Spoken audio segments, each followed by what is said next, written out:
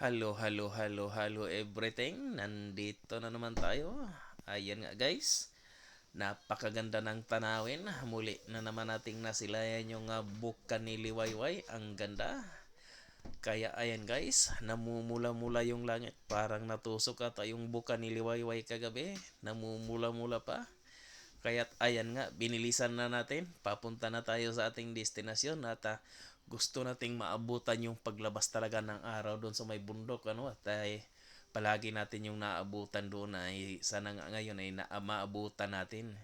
Kaya ayan, nagmamadali tayo dyan guys. Pero hindi naman dyan ganyan kabilis guys. Fast forward lang yan guys.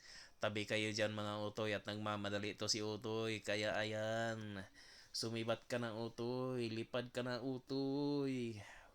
Gusto natin maabutan yung araw guys. Ayan, napakaganda talaga ng langit. Ang sarap pagmasdan. Ayan na nga guys, pumutok na yung araw.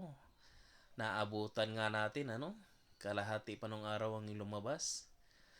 Ang ganda, sulit yung wadwad ni Utoy. Ayan, ang ganda talaga guys. Kakaiba yung araw dito sa New Zealand guys, parang malaki. Iba rin ata yung araw dyan sa Pilipinas. Iba yung, ilan ba yung araw ng Earth? Ayan na guys.